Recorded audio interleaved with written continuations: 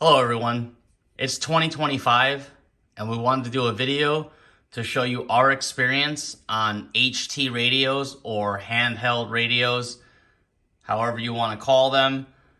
There's so many options online that it can be very confusing on what to get.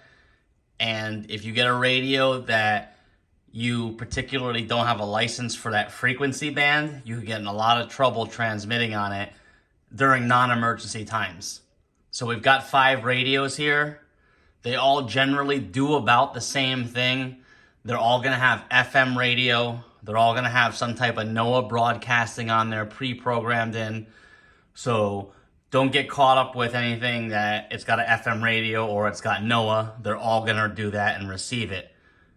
So what we're gonna do is we're gonna show you each radio, go through it, tell you a little bit about it to kind of give you a generalized idea of what the capabilities are, and that will help determine what's best for you. Okay, we're first gonna start out by saying you do not need a license to purchase or own any of these radios, or any radios at that, nor do you need a license to listen to broadcasted transmissions. The only time you need a license that comes into play is when you want to transmit on anything above the CB power levels or CB bands, which are considered the Citizens Broadcasting Band, Citizen Band. It was big in the 70s and 80s and kind of fell off. It's kind of getting big now again.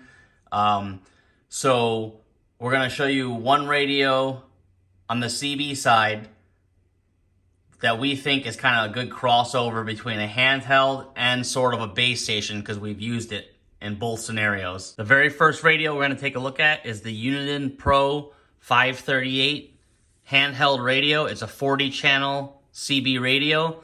Basically, when you're at the CB level, you're putting out around 2 watts, I believe, of power. They're already pre-programmed. You cannot add any programming to most of them. They'll generally have an RF and a channel gain, and you'll be able to switch between your channels. There's a B and C connection there, a mic and a speaker connection. The reason why I say this is the best one, if you're gonna get into CB, is there's no license required on these things. This will allow you to connect it to your vehicle with a cigarette lighter outlet. Then you got a PL259 plug there that you can run a mag mount on your roof with. So I did use this while traveling and it does work. But if you pick up this radio and you think you're just gonna key it up and talk from your house, you're gonna be really disappointed. This is an ultra low wattage type radio.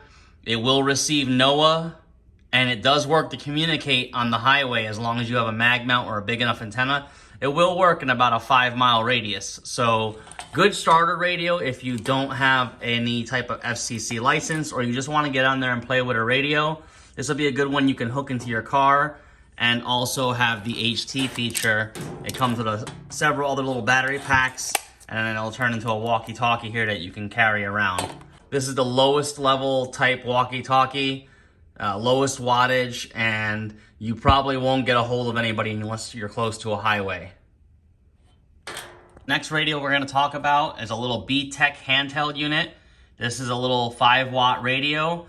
This will only do GMRS radio, and you do need an FCC license to transmit on those bands. Again, you do not need the license to listen, but you will need an FCC call sign in order to use this radio here.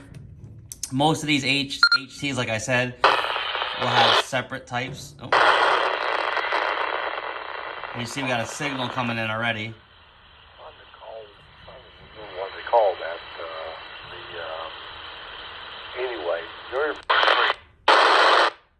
So we'll get it off there.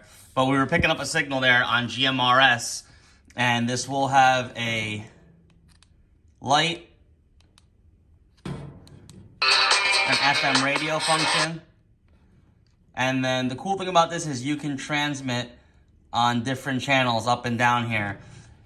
This radio will receive on multiple frequencies, but will only transmit on GMRS, which is General Mobile Radio Service.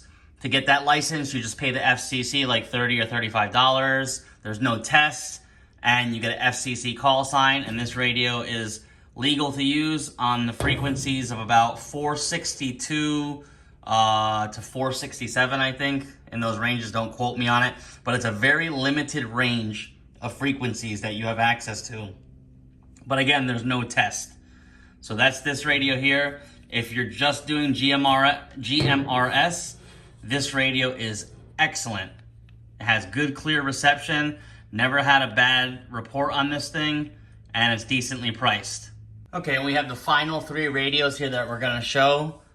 Now, each one of these radios will do almost the same thing as the other, but they all have slightly different features, and this is where it kind of gets overwhelming, and you really need to decide exactly where you want to be as far as price, output power, and everything like that. So we'll speak about output power first.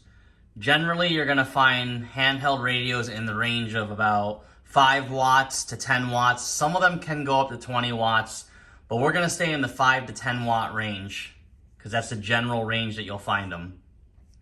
5 to 10 watts is not a big power jump. So don't get caught up in saying, oh, it's got 10 watts, it's a better radio, because that's simply not true. While the extra wattage will help, a 5 to 10 watt gain is not a huge jump. Now, if you're going from 5 watts to 20 watts, you'll definitely see the difference. Or from 20 watts to, say, 50 watts, you might see the difference. But as far as talking handheld walkie-talkies, we're staying in the 5 to 10 watt range. So this one here puts out about 7 to 8 watts. This one here is over 10 watts, about 11 watts. It's spec'd for 10, but it does about 11. And this middle one here hovers around 9. They all transmit and receive fine. The major differences are gonna be the accessories that you put on it. So that center TID radio there, that's the stock TID antenna. It does absolutely fine. On this little bow fang, the antenna that came with it was not good, so we replaced it with a Nagoya antenna, and the reception picked up tremendously. As far as this one here, you can see we got an Abri antenna, and that antenna is huge. It's about 45 inches long, and you can see we have a 3D printed cage and an old military style microphone. So this radio has been modded. And like I said, they're all basically gonna do about the same thing. And turn it on here. With the Baofeng, you'll get a color screen. It's not full color, it's just basic colors. With this, you only get the blue and black type screen or the purple screen, and then it'll change color when you transmit to orange or whatever. Now this center one here, this is a multi-function. Welcome. That's a multi-function color one. As you can see there, you have full views of everything. So it does very well. All right, we're gonna talk about each one of these radios in depth and tell you the differences. Okay, so each of these radios will transmit on 2 meters and 70 centimeters. The Baofeng will transmit on 220. The TID radio will receive on a lot more bands. So that's where your options are gonna come in with your receive and transmit and everything. So I can tell you right off the rip, the size differences here are gonna be huge. With the AR152 here, we're gonna have the most battery life and the best transmission. I get the best quality reports on this thing out in the field because of the large antenna, because of the large battery. That's a good tactical radio. If you wanna be out in the woods or have that in some type of a bag, excellent radio, battery life is great. It just does phenomenal. You will have to have a programming cable that goes into the K1 style here to program it. That is a downfall of that radio. So another thing, what a downfall of this radio is, it's charged here by a weird barrel connector and not by like the standard USB connections. So that's why I say this radio here is probably good for tactical purposes, stored and put away and used only when you need to, because it has the best transmit and receive with this antenna, but it's kind of bulky. The next one we're going to take a look at, which is definitely a entry-level radio that everybody starts with, is the Baofeng. And they have different ones. This is the 5RM. It's a 10 watter. Again, it has all the features.